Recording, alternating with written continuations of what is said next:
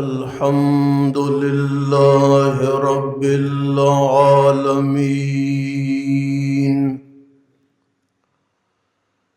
والصلاة والسلام على أفضل الرسل وخاتم الأنبياء والمرسلين، وعلى آله وأصحابه أجمعين.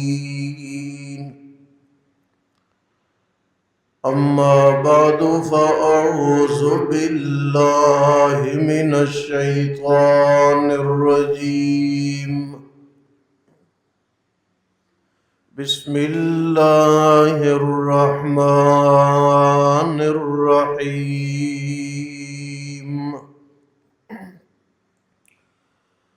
واذكر في الكتاب إبراهيم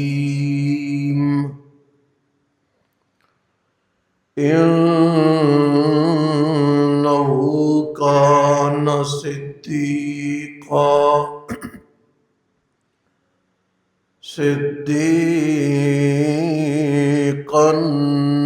نبيا. سبحان ربك رب العزة عما يصفون، وسلام على المرسلين،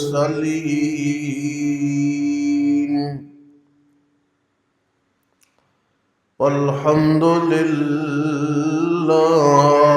رب العالمين.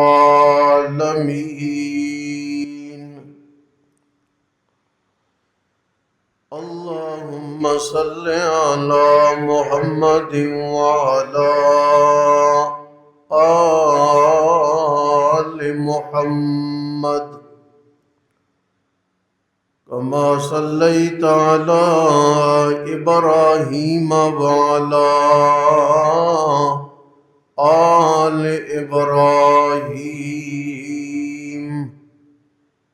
إنك حميد مجيد. اللهم بارك على محمد وعلى آل محمد كما باركت على إبراهيم وعلى آل إبراهيم إنك حميد مجيد.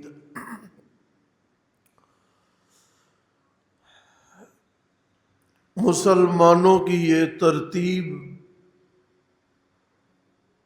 زمانہ قدیم سے چل رہی ہے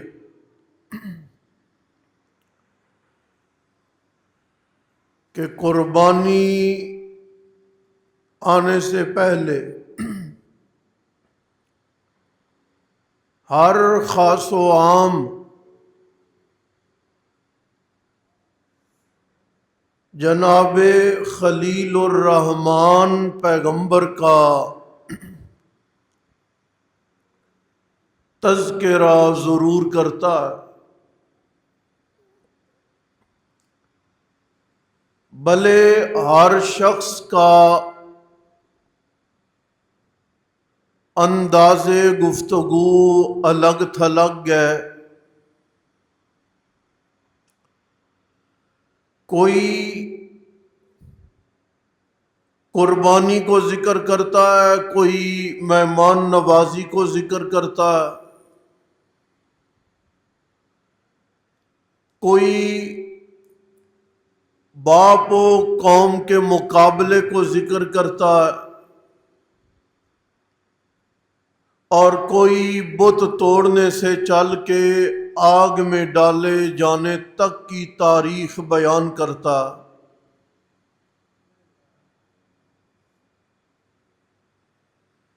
ہم بھی یہی کرتے ہیں، لیکن آج کی گفتگو میں 2 آیات پر کچھ بات چیت کروں گا۔ پہلی آیت مبارکہ وہ جو ابھی آپ نے خطبے میں سنی ہے، اور دوسری آیت مبارکہ وہ جو قربانی والے دن آپ جانور کو ذبح کرنے سے پہلے اپنی زبان سے تلاوت کریں گے، یا پھر نماز ادا کرنے سے پہلے آپ لوگ قرآن کریم کی اس آیت کو بطور دعا یا بطور نیت پڑھتے ہوں گے۔ میں اسے تھوڑا سا ذکر کروں گا کہ وہ آیت ہم مسلمانوں کے لیے کون سا پیغام رکھتی ہے۔ ذرا پہلی آیت پہ غور کریں، لفظ عجیب ہے۔ وَاذْكُرْ فِي الْكِتَابِ إِبْرَاہِیم، اے میرے پاک پیغمبر، وَاذْكُرْ آپ ذکر فرمائیں ابراہیم خلیل کا۔ مولا کس بات سے آغاز کروں، کون سی ابتدا کروں؟ اللہ کریم فرماتے ہیں ابتدا کریں انہو کانا صدیقا نبیا۔ ابراہیم خلیل میں اللہ کریم کا بڑا سچا پیغمبر اور رسول ہے۔ پیغمبروں میں کوئی پیغمبر ایسا نہیں جس کی زبان پر کبھی جھوٹ آ جائے۔ ہر پیغمبر دانش مند ہے، ہر پیغمبر سچا ہے۔ جس کی زبان پر جھوٹ آ جائے وہ پیغمبر تو پیغمبر دور کی بات ہے، اگر کسی کی زبان پہ جھوٹا کلمہ جاری ہو جائے مسلمان اس بندے پر اعتماد کر کے پیغمبر کی حدیث بھی نہیں لیتے۔ یہ نکتے کی بات ہے۔ حدیث کے معاملے میں بھی اتنی احتیاط ہے کہ خیال کرو اللہ کے نبی علیہ السلام کا فرمان اس بندے سے اخذ کرنا ہے، اس بندے سے وصول کرنا ہے جس کی زبان سے کبھی غلط بیانی نہ ہوئی ہو، جھوٹا کلمہ نہ نکلا ہو، جس نے اپنی زندگی میں جھوٹ نہ بولا ہو۔ اگر بڑے سے بڑی چادر والا، بڑے سے بڑے عصا والا، بڑے سے بڑی پگڑی دستار والا، لیکن زبان سے جھوٹ نکل گیا، حدیث کے معاملے میں امت اعتماد نہیں کرتی۔ یاد رکھ لیں، بندے کی زبان سے جھوٹ نکل جائے امت اس سے حدیث نہیں لیتی، جس کی زبان سے جھوٹ نکل جائے اسے امت پیغمبر کیسے تسلیم کر لے گی؟ دوسری بات یہ کمال ہے پیغمبروں میں، یہ پیغمبر ہے، اللہ فرماتے ہیں انہو کانا صدیقا نبیا۔ اے میرے پاک پیغمبر آپ ذکر کریں اس ابراہیم کو، یہ صدیق نبی ہے، پیغمبروں میں اللہ پاک نے ابراہیم کو صدیق بولا ہے، اور یاران پیغمبر میں مصطفیٰ کریم نے ابو بکر کو صدیق بولا ہے۔ ایک وہ ہے جسے اللہ نے صدیق بولا، ایک وہ ہے جسے محمد الرسول اللہ نے صدیق بولا۔ دونوں کمال کے صدیق ہیں، دونوں حق پر اعلیٰ درجے کے قائم صدیق ہیں، دونوں قربانی کا جذبہ رکھنے والے کمال کے صدیق ہیں۔ آپ دونوں کی زندگیاں لے لے، دونوں کی تاریخ پڑھیں، دونوں کی جانچ کریں، اندازہ لگ جائے گا۔ ابراہیم خلیل جسے اللہ نے صدیق بولا ہے، اور ابو بکر جسے محمد الرسول اللہ نے صدیق بولا ہے، ان کی زندگیاں آپس میں مشترکہ ملتی جلتی ہیں، حالات و واقعات ملتے جلتے ہیں، قربانیوں کا طریقہ کار ملتا جلتا ہے۔ اس ابراہیم نے ہجرت کی ہے، اس نبی نے جسے صدیق بولا ہے اس نے بھی ہجرت کی ہے، اس نے بھی قربانی دی ہے، اس نے بھی قربانی دی ہے، اس نے بھی مشقتیں اٹھائی ہیں، اس نے بھی مشقتیں اٹھائی ہیں۔ اللہ پاک نے اسے خلیل اپنا بنا لیا، اور اس کی باری آئی، اللہ کے نبی علیہ السلام نے فرمایا، لوگوں اگر میں محمد الرسول اللہ کے سوا کسی اور کو خلیل بناتا تو میں نبی صدیق اکبر کو خلیل بناتا۔ دوسری آیت مبارکہ اللہ کا قرآن کہتا ہے، ابراہیم خلیل علیہ السلام کا بیان ہے، انی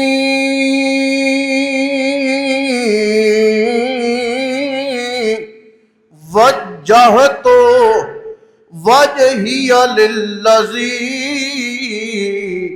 فطر السماوات والارض حنیفا۔ تو جو ہے آپ کی پہلا جملہ انی وجہت، اے خلقت انسانی، میں ابراہیم خلیل نے ہر قسم کے باطل طریقے سے کنارہ کشی کر لی، ہر قسم کے باطل دین اور مذہب سے کنارہ کشی کر لی۔ وجہت وجہی للذی فطر السماوات والارض، میرا رخ، میرا دھیان، میری توجہ، میری وابستگی اس پروردگار کی جانب ہے، فطر السماوات، جس نے آسمانوں کی تخلیق کی ہے، والارض، اور جس نے زمین کی تخلیق کی ہے۔ کیسا کمال کا خالق ہے، آسمانوں کو بنانے والا، زمین کو بنانے والا، آسمان و زمین کے نظام کو بنانے والا۔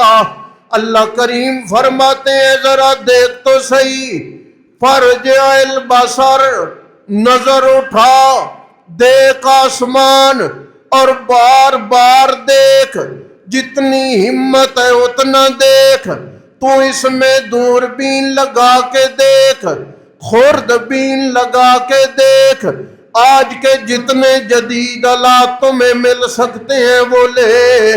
تو نے مکان بنایا ہے، تیرے مکان کے اندر ابھی بنا نہیں، مکمل نہیں ہوا، تر و تازہ ہو کر بھی دراڑیں پڑ گئی ہیں، نشانات آ گئے، اینٹ اینٹ سے الگ ہو گئی، دیوار دیوار سے الگ ہو گئی، لیکن فرجع البصر، نظر اٹھا، زمانہ گزر گیا ہے، میرا آسمان بنا ہوا ہے، اس کے نیچے قائم ستون بھی کوئی نہیں، لیکن تو جتنی ہمت کر تمہیں کوئی بھی دراڑ اور کوئی بھی سوراخ نہیں نظر آئے گا۔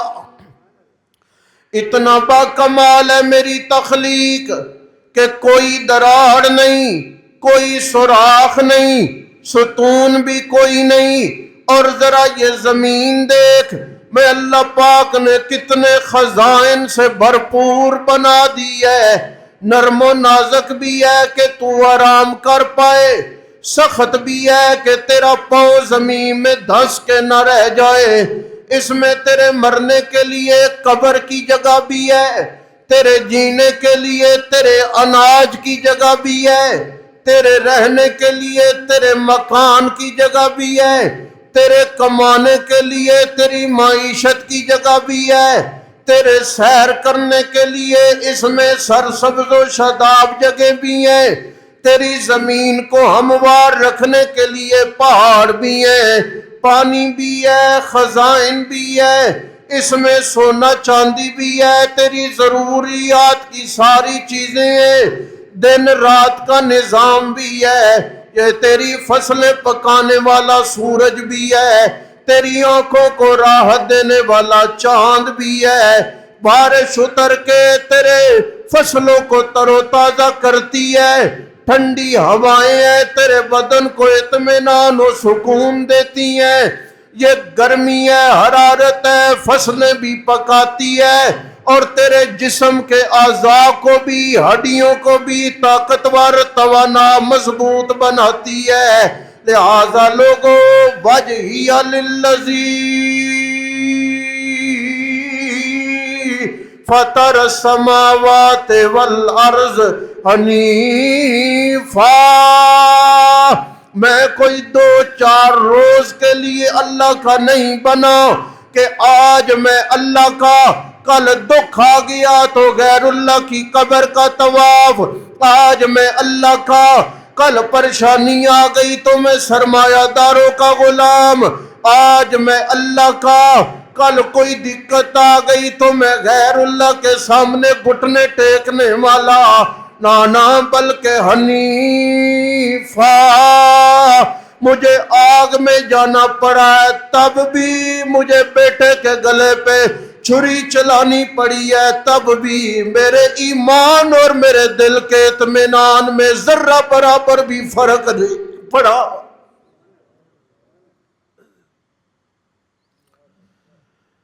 حنیفہ کا معنی یکسون،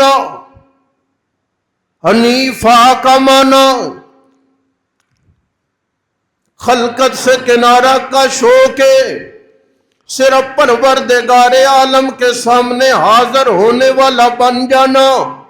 فرمایا حنیفہ، میں ہر قسم کے باطل مذہب سے، باطل طریقے سے، باطل رسموں سے، باطل رواجوں سے بالکل بیزار ہوں، صرف اللہ کریم کا، اسی کی جانب رخ کرنے والا ہوں۔ اور آگے فرمایا ما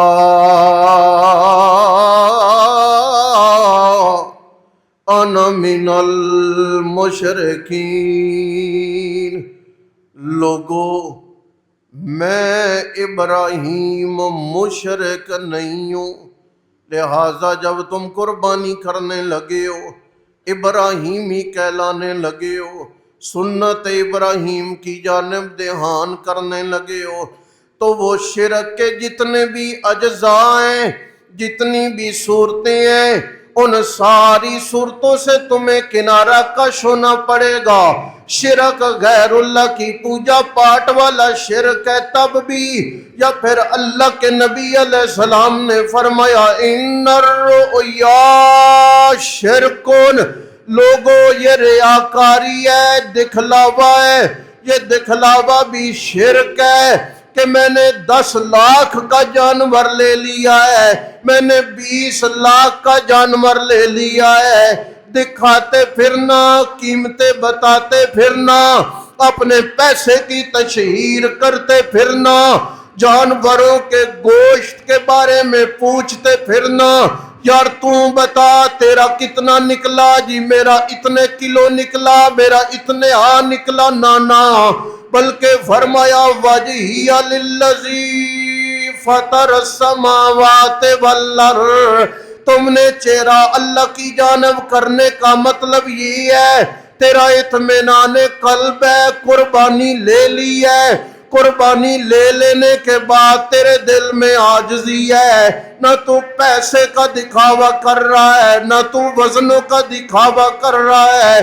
تیرے جانور کی شرطیں پوری ہیں، تیرے عقیدے والی شرطیں پوری ہیں، تو محمد الرسول اللہ کے طریقہ کار کا تابعدار ہے، تو تب آ جا، تیری قربانی ہے۔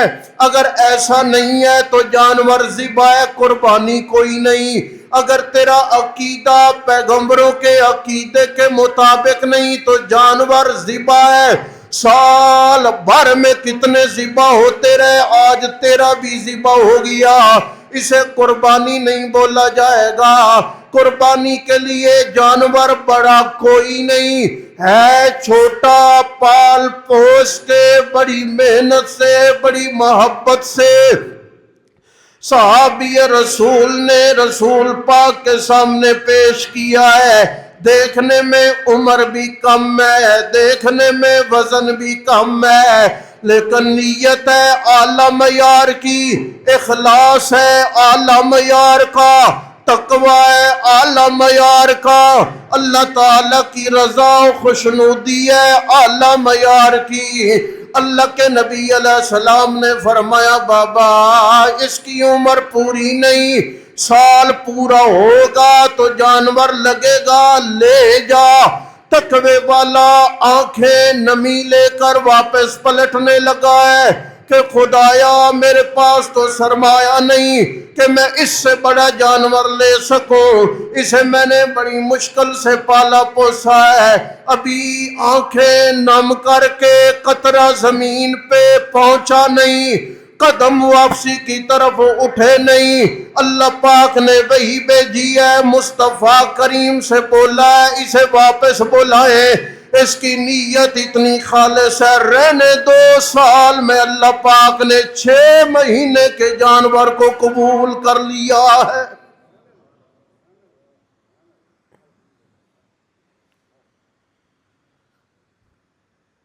کھاتا سارے سال کھاتے رہتے ہو، اپنی مرضی کرتے رہتے ہو، کسی کے پاس مالی کمی نہیں رہ گئی، جب جی چاہتا ہے جو جی چاہتا ہے سارے سال میں اللہ ہمیں نصیب کرتے ہیں۔ لہذا جب جانور تقسیم ہونے لگے اپنی خواہشیں نہ گنا کرو، مجھے یہ جانور کا حصہ چاہیے، مجھے یہ حصہ چاہیے۔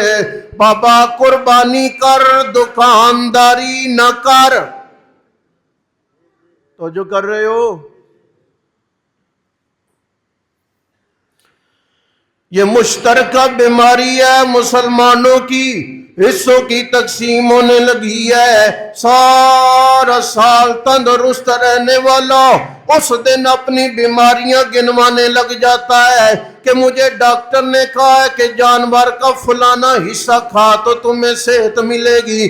بابا ٹھیک ہے کہا ہوگا، لیکن یہ تو نہیں کہا کہ جانور بھی قربانی ہی کا ہو۔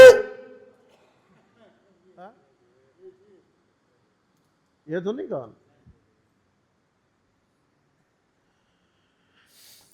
تقسیم کر شریعت کے مطابق، اللہ نے اجازت دی ہے تمہیں اپنے کھانے کی بھی، تیرے رشتہ داروں کی بھی، تیرے دوست احباب کی بھی، لیکن قربانی سمجھ کے کر، اسے رسم نہ سمجھ، اسے رواج نہ سمجھ، اسے ماحول نہ سمجھ، اسے زمانے کی گردش و حالات نہ سمجھ۔ اور میں ایک اور توجہ بھی دلا دو، آج کل کے زمانے میں ہر قسم کا فتنہ ہے، سر اٹھائے جا رہا ہے، او جی کیا ضرورت ہے اتنے بڑے جانوروں کو ذبح کرنے کی؟ کیا ضرورت ہے ایک ہی دن میں اتنا خون بہانے کی؟ کیا ضرورت ہے عمرے پر جانے کی؟ کیا ضرورت ہے حج کے لیے پیسہ لگانے کی؟ پاپا یہ تیری بہن غریب ہے، اسے دے دیا ہوتا اس کی عید گزر جاتی۔ یہ تیرے چچے کے پاس پیسہ نہیں، تو قربانی نہ کرتا، اسے دے دیا ہوتا اس کا گزارا ہو جاتا۔ میں کہتا ہوں اگر تیرا سوال یہ صرف قربانی کے جانور پہ جا کے اٹھتا ہے تو پھر میرا سوال ہے اتنا مہنگا ٹیلی فون نہ لیتا، بہن کو دے دیتا، اتنی مہنگی گاڑی نہ لیتا، بہن کو دے دیتا، اپنی ضرورت سے بڑھ کے شہر میں جا کے لمبے چوڑے پلاٹ نہ لے لیتا، چچے کو لباس دے دیتا، اپنے فون مہنگے رکھ لیتے ہو، تمہیں بہن، چچا، غریب، ہمسایہ یاد نہیں آتا، سیر و تفریح پہ سرمایہ لگاتے ہو، تمہیں غریب یاد نہیں آتا، جا کے بڑی بڑی ہوٹلوں پہ کھانے کھاتے ہو، بل ادا کرتے ہو، تمہیں غریب کی پھٹی چادر یاد نہیں آتی، مہنگی گاڑیاں خرید کے لے آتے ہو، تمہیں غریب یاد نہیں آتا، مسلمان قربانی کے جانور ذبح کرنے لگے تمہیں غریب یاد آ جاتا ہے۔ اس کا مطلب ہے کہ تیرے من میں خرابی ہے، تیرے من کے اندر اخلاص نہیں ہے، طہارت نہیں ہے، پاکیزگی نہیں ہے۔ ہم مسلمان ذبح کرتے ہیں، بہنوں کو بھی دیتے ہیں، رشتہ داروں کو بھی دیتے ہیں، محلے داروں کو بھی دیتے ہیں، ہمسایوں کو بھی دیتے ہیں، دوست احباب کو بھی دیتے ہیں۔ لہذا یہ اپنے فلسفے نہ لایا کر، اللہ پاک کو بنانے والے کو اپنی مخلوق کے متعلق جتنا علم ہے اتنا کسی اور کو علم نہیں ہے۔ اللہ نے زکوٰۃ الگ رکھی ہے، عشر الگ رکھا ہے، اللہ نے صدقہ فطر الگ رکھا ہے، اللہ نے قربانی ہے وہ الگ رکھی ہے۔ لہذا جب یہ قربانیاں ہونے لگے تو آپ میڈیا دیکھو گے، وہ دیکھو جی اتنے جانور کو ذبح کرنے کی کیا ضرورت ہے، یہ محلے داروں میں بانٹ دیا ہوتا۔ کہہ کون رہا ہے جو میرے جانور کے 35,000 کے حصے پہ اعتراض کر رہا ہے، یا 70-80 ہزار کے بکرے پہ اعتراض کر کون رہا ہے؟ جس نے 3-4 لاکھ کے 2-3 موبائل اپنے پاس رکھے ہوئے ہیں۔ لہذا یاد رکھے یہ سنت ہے، اور سنت بھی ایسی ہے۔ اللہ کے نبی علیہ السلام سے صحابہ نے پوچھا یا رسول اللہ یہ جو قربانی ہے اس کی حقیقت و اصلیت کیا ہے؟ نبی علیہ السلام نے فرمایا سنت ابیکم ابراہیم، پہلی حقیقت یہ ہے کہ یہ تمہارے باپ ابراہیم خلیل کی سنت ہے، اور دوسری حقیقت یہ ہے اس جانور پہ جتنے بال ہوں گے اللہ اتنی تمہیں نیکیاں نصیب کر دے گا۔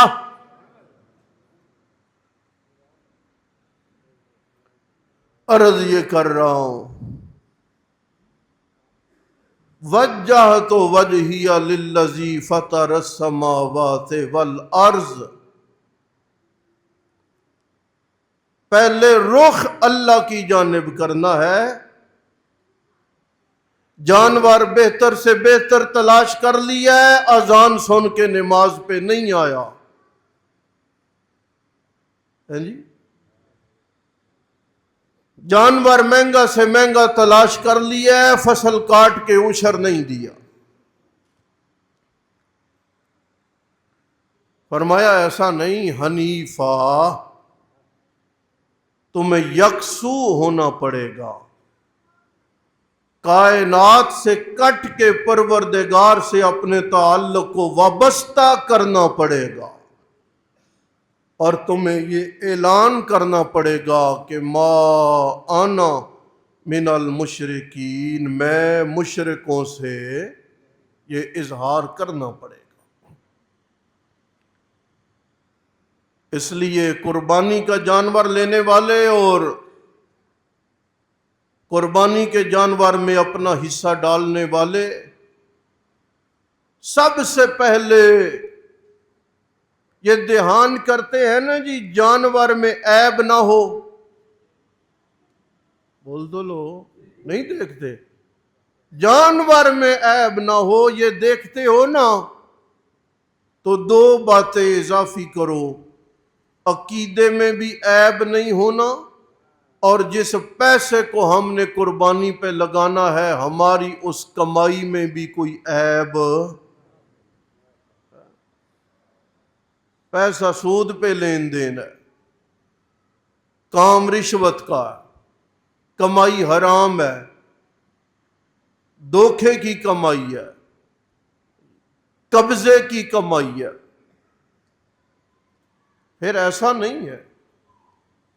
آپ کا روپیہ پیسہ، آپ کی وہ مالیت جو آپ نے قربانی میں دی ہے، وہ مالیت بھی پاکیزہ ہونی چاہیے، طاہر ہونی چاہیے، ستھری ہونی چاہیے، اور تب جا کے صرف جانور کے عیب نہیں، پیسہ عیب دار ہو جائے تو قربانی پھر بھی نہیں ہوگی،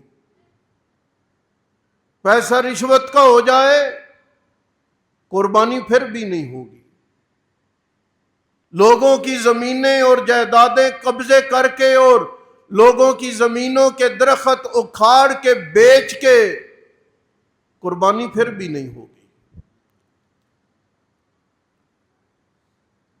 ہمیں ان تمام شرطوں کو دیکھنا ہوگا، ان تمام چیزوں کا لحاظ کرنا ہوگا، تب جا کے یہ قربانی بنے گی، اور تب ہوگا کہ جانور کے ذبح کرتے وقت خون کا قطرہ زمین پر بعد میں گرے گا، اللہ قربانی کرنے والے کے گناہ پہلے معاف کر دیں گے۔ ایک بات میں عرض کر دوں، اور پہلے بھی میں عرض کرتا رہتا ہوں، آج پھر کر دوں، اور یاد اس سے پہلے یہ توجہ بھی دلا دوں کہ مسئلے نئے نہیں ہوتے، ہم تک آپ تک وہ مسئلہ پہنچا دیر سے ہو الگ بات ہے، مسئلہ نیا بول تو لو نا، دین نہیں نیا۔ جناب گھر میں بندے ہیں 4، اور چاروں آدمی، گھر کی 4 دیواری ایک ہے، بہر بے شک آپ کہہ لو کہ ہم اکٹھے ہیں، کہہ لو ٹھیک ہے، مرضی آپ کی، گلی بننی ہے، آپ کے ذمہ پیسے لگ گئے، آپ کہہ لو ہم اکٹھے ہیں، ٹھیک ہے آپ کی مرضی۔ 3 بھائی ہیں، 2 بھائی ہیں، گھر میں دونوں کی معیشت الگ الگ ہے، دونوں کی کمائی الگ الگ ہے، دونوں کے پاس اپنے پیسے کی سیونگ الگ الگ ہے، 4 دیواری ایک ہے، کماتے الگ الگ ہے، ان دونوں پر قربانی الگ الگ واجب ہوگی۔ سنا آپ نے؟ اس دن جو نہیں ہم کہتے کہ ابا جی سربراہ ہیں، قربانی والے دن سارا سال ابا جی سربراہ نہیں ہوتے، ایک قربانی والے دن ابا جی سربراہ بن جاتے ہیں۔ ساری کائنات کو دھوکہ دیا جا سکتا ہے لیکن اللہ کو کوئی دھوکہ نہیں دے سکتا۔ دوسری بات وہ یہ یاد رکھیں، والدہ ہے نا جی، ماں ہے، اور ماں کے پاس سرمایہ نہیں ہے، اسے اولاد خرچہ دے رہی ہے، گھر چل رہا ہے، ماں کے پاس اپنی جمع پونجی نہیں ہے۔ جب ماں کے پاس جمع پونجی نہیں تو ماں کے اوپر قربانی واجب، بولو سارے واجب نہیں۔ بیٹے نے قربانی خریدی، جس پر قربانی واجب تھی اس نے لا کے دے دی اماں جی کو، ابا جی کو یہ آپ کے نام کی ہے، تحفہ دے دیا نا، اپنی کدھر گئی؟ سمجھے یا نہیں سمجھے؟